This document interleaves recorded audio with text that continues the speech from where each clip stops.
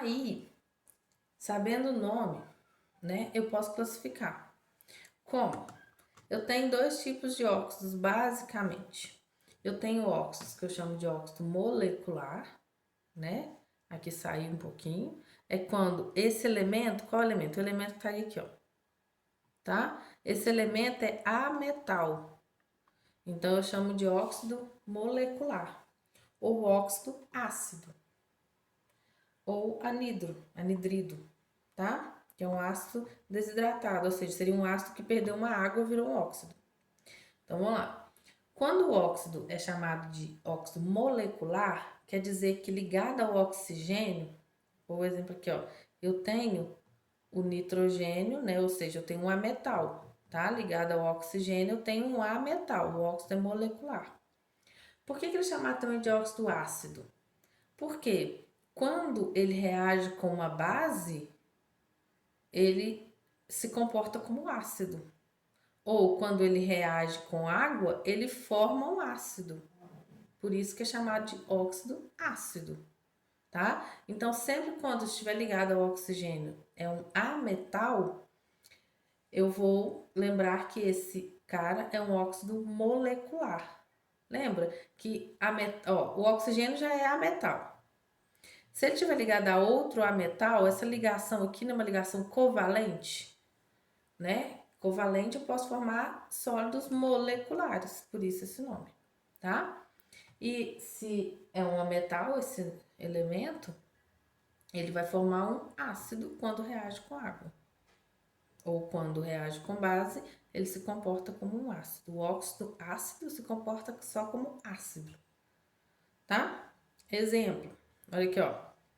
CO2. CO2 é um óxido, tá vendo?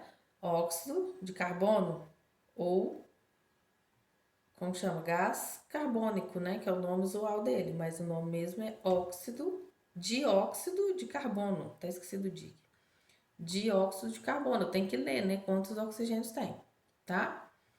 Quando ele reage com água, eu vou ter formação de um ácido, ó. Óxido ácido reage com água, forma um ácido, tá?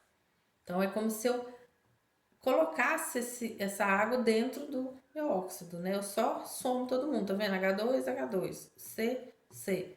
2 oxigênios aqui, mais um aqui, 3, tá? Tranquilo? Então, a gente pode chamar de dióxido de carbono. Esse nome anidrido é um nome mais antigo, tá? Mas pode existir anidrido carbônico, né? Mas pode existir ainda, mas é o que menos a gente usa. Por exemplo, esse aqui, ó, é o pentóxido de nitrogênio, tá? Ou anidrido nítrico. Mas é mais negócio, é mais usual hoje, né? Mais certo a gente ler exatamente o que está escrito, é só ler de trás para frente, tá? Gosto de explicar isso muito explicar, gente, porque isso aqui que vai definir muita coisa pra gente. Bom, dentro dos óxidos moleculares, né, o óxido ácido, a gente tem a nossa maravilhosa chuva ácida, que de boa não tem nada, né? Mas ela existe. E a gente tem que saber muito bem o que é a chuva ácida. Primeiro, na chuva, normalmente, ela já é um pouco ácido, né? A chuva ela já é ácida, ela não tem um pH igual a 7.